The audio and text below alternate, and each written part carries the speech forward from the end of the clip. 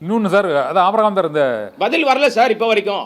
Okay, நம்ம Abraham sir முதல்கட்ட கருத்தை எடுத்துக்கிறேன். நந்தகுமார் சார், நந்தகுமார் சார்கிட்ட கேட்கணும். நீங்கள் இந்த மாதிரி விஜய் வந்து இந்த விசாரணை முடிவடைந்த பிறகு அவர் வந்தது வந்து ஏதோ ஒரு முடிவோட அந்த விசாரணை முடிந்தது, இனிமேல் நமக்கு அதுக்கும் தொடர்பில்லை என்ற ஒரு சாதாரண ஒரு மகிழ்ச்சியை வெளிப்படுத்தும் வகையில் அவர் வந்தாருங்கிறார். ஆனால் ஆபிரகாம் சார் என்ன சொன்னார், அது வந்து 41 பேர் உயிரிழந்த வழக்கு, அந்த வழக்கு விசாரணையில் அவர் அப்படி வந்திருக்க வேண்டிய அவசியம் இல்லை, அது வந்து பேக் ஃபேர் ஆகும் அப்படின்னு சொன்னாங்க. இதுவரை கரூர் சம்பவத்தில் இருந்து அதன் பின்னர் அவருடைய குடும்ப விவகாரம் வரை அது உண்மையிலே பேக் ஃபேர் ஆயிருக்குன்னு நினைக்கிறீங்களா நந்தகுமார் சார்? அவருடைய ரசிகர்கள் மட்டும் யாரும் அந்த அளவுக்கு அதை பெரிய எதிர்ப்பாக பதிவு செய்வதோ அல்லது அதுக்கு கண்டனம் தெரிவிப்பதோ இதுவரை பெரிய அளவில் நடக்கலையே, நீங்கள் எப்படி ஃபீல் பண்ணுறீங்க? இல்லை, கரூர் இன்சிடென்ட்டுக்கு அப்புறம் அவர் சைடில் வந்து கரூர் இன்சிடென்ட்ல இருந்த தரப்பினுடைய அவர் தரப்பில் இருக்கக்கூடிய நியாயங்கள் நான் பல இடத்துல பேசியிருக்கேன், டிவி விவாதங்கள்லையும் பேசியிருக்கேன், சான்றுகளோட பேசியிருக்கேன்.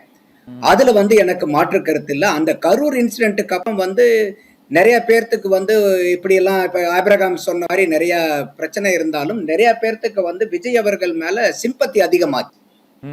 என்ன காரணம்னாக்கா, இந்த மாதிரி அவரை வந்து பழி வாங்கிட்டாங்க, இந்த மாதிரி அவருடைய பிரச்சாரத்தை முடக்கிட்டாங்க அப்படிங்கிறது. அதே சமயம் நமக்கு அவர் கரூரை அந்த பாதிக்கப்பட்ட நபர்களை சென்னைக்கு கூப்பிட்டதுல எனக்கு வந்து விமர்சனங்கள் இருந்துச்சு. அவர் மேல விமர்சனம் வச்சிருந்தேன், இது மரபு இல்லை. ஆனா அதே சமயம் அந்த குடும்பத்தை வந்து அவர் தத்தெடுத்துக்கிட்டு அந்த இறந்த நபர் அந்த குடும்பத்துல இருந்திருந்தா அந்த குடும்பத்துக்கு என்னென்னலாம் வந்து அவர் இருக்கிற வரைக்கும் செய்ய முடியுமோ அதை பூராமே இந்த கட்சி வந்து அந்த குடும்பத்தை தத்தெடுத்துட்டு செய்யறங்கிறத நான் பாராட்டி இருந்தேன். அப்ப எனக்கு அந்த கரூர் இன்சிடென்ட்டுக்கு அப்புறம் வந்து விஜய் அவர்களுக்கு பெரிய வாக்கு சதவீதம் குறைஞ்சிருச்சாங்கிறதுல அதுல எனக்கு உடன்பாடு இல்லை. ஆனா இந்த பர்சனல் இன்சிடென்ட் இருக்கு பாருங்க, இந்த கல்யாணத்துக்கு போனது, அந்த கல்யாணத்துக்கு போனதுல இருந்து வந்து பாத்தீங்கன்னா தொடர் சறுக்கல் தொடர்ந்து இந்த ஒரு 25 மாசமா வந்து பாத்தீங்கன்னா அவங்களுடைய அரசியல் நிலைப்பாடுகள்ல பெரிய தாக்கத்தை வந்து சரிவை வந்து எதுக்குது. அதனாலதான் வந்து நமக்கு சந்தேகப்பட வேண்டியதா இருக்கு.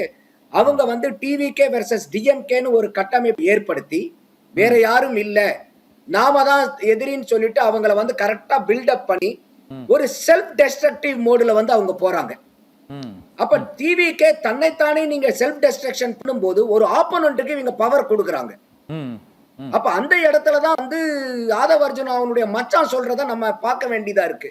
அப்ப இவங்க வந்து டிஎம்கேக்கு வந்து இவங்க யார் சார் ஆதவ் அர்ஜுனா மச்சான் மச்சாங்கிறீங்களா? ஸ்லீப்பர் செல்லா இருக்காங்க. ஆதவ் அர்ஜுனா மச்சான் யார் சார்? அது யார்? அவர் ஜோஸ் சார்லஸ் மார்டின். ஓ, அந்த புதுவை அரசியல் தலைவர், லட்சிய ஜனநாயக கட்சி. அதான் நீ மச்சான் ஓகே ஓகே சார், அவங்க 2 பேருக்கும் பிடிக்கல. சரி, சொல்லுங்க சார். ஆமா, அவங்க அதாவது வந்து அவர் சொல்றது பூரா உண்மையா இருக்கணுங்கிற அவசியம் இல்லை. பட் நம்ம என்னன்னா ஒரு கனெக்டிங் த டாட்ஸ். என்னன்னா ஒரு 20 ஓவர் கிரிக்கெட் மேட்ச்ல கூட ஃபர்ஸ்ட் 15 ஓவர் 16 ஓவர் எப்படி விளையாடுறீங்களோ கடைசி அந்த 3-4 ஓவர் வந்து அக்ரெசிவா விளையாடுவாங்க. அப்போ இவங்க என்ன ஆகுதுன்னா இது வரைக்கும் அவங்க வந்து நேரேட்டிவ வந்து நாங்களும் திமுக வந்து அதை பில்டப் பண்ணிட்டு வந்துட்டு இவங்களே வந்து ஒரு செல்ஃப் டெஸ்ட்ரக்ஷன் மோடுக்கு போகும்போது அங்கதான் சந்தேகம் வருது. எப்படி வந்து இந்த மாதிரி ஒரு கல்யாணத்துக்கு கூட்டு போனா இது எந்த அளவுக்கு செட்பேக் ஆகும்னு அவங்களுக்கு தெரியாதா? அதே மாதிரி வந்து பாத்தீங்கன்னா பாரதிய ஜனதா கூட கூட்டணி போனா அவங்க அதை வந்து முதல்ல மறந்துருக்கணும், செய்திகளை ரிலீஸ் பண்றாங்க. முதல்ல மறந்துருக்கலாம். வேட்பாளர்கள்ட்ட போய் கேக்குறவங்க கிட்ட வந்து ஒரு 3 கோடி ரூபாயில இருந்து 5 கோடி ரூபாய் செலவு பண்ண முடியுமான்னு கேக்குறாங்க. அப்ப 3 கோடி ரூபாய் 5 கோடி ரூபாய் ஒரு வேட்பாளர் செலவு பண்ணா அவர் எப்படி சார் ஊழலை ஒழிக்க போறாரு? முதல் தேர்தல் எப்படி ஒழிக்க முடியும்? அவன் முதலீடு பண்ணானா இப்ப அரசாங்கம் அனுமதிக்கக்கூடிய தொகை 40 லட்சம். நீங்க 3 கோடி ரூபாய் 5 கோடி ரூபாய் செலவு பண்ண முடியும்னா அவன் கடனை உடனே வாங்கி வட்டிக்கு வாங்கி சொத்து பத்தை வித்துட்டு வந்து முதலீடு பண்றவன் தோத்தானா குடும்ப நாசமா போகும், ஜெயிச்சானா அவனை மக்கள் சேவை பண்ணுவானா, போட்ட முதலுக்கு லாபத்தை எடுக்க பாப்பானா. அப்ப உங்களுடைய முழக்கம் என்ன? நாங்க வந்து ஊழலை ஒழிப்போம். எப்படி வந்து 3 கோடி ரூபாய் 5 கோடி ரூபாய் வேட்பாளர்களை செலவு பண்ண வச்சுட்டு ஊழலை எந்த வகையில இருந்து ஒழிக்க போறீங்கிற கேள்வி வருது இல்ல? Okay, Nandakumar sir. அப்ப அதே மாதிரி நாங்க வந்து இலவசங்களுக்கு எதிர்ப்பானவர்கள்ங்கிறது அவங்க ஆட்கள் பூரா பேசிக்கிட்டு இருந்தாங்க. அந்த பெண்கள் தினத்துக்கு ஒரு 12 வாக்குறுதி கொடுக்குறாங்க. அந்த 12 வாக்குறுதியில பிரதானமான அந்த இலவசங்கள் எல்லாம் சேர்த்தீங்கன்னா சற்றேறக்குறைய 1 லட்சம் இருந்து 1,20,000 கோடி ரூபாய் வரைக்கும் அந்த இலவசங்கள் வருது. வெறும் 12 வாக்குறுதிகள்ல இன்னும் எத்தனை வரப்போகுதுன்னு தெரியல. இப்ப வந்து சினிமா மாதிரி டீசர் தான். அதுக்கு அவர் நிதி எங்க இருந்து வருங்கிறாரு? எஸ்எஸ்டிங்கிறாரு, ஸ்டாலின் ஷேர் டாக்ஸ் அப்படிங்கிறாரு 30%. அப்போ என்னன்னா என்னுடைய கேள்வி என்னன்னாக்கா, இப்ப தமிழகத்தினுடைய பட்ஜெட் ஒரு 4.5 லட்சம் கோடி இல்ல 5 லட்சம் கோடி அவரு 30% வந்து வருதுன்னு சொல்றாருன்னு வச்சுக்கீங்களேன்.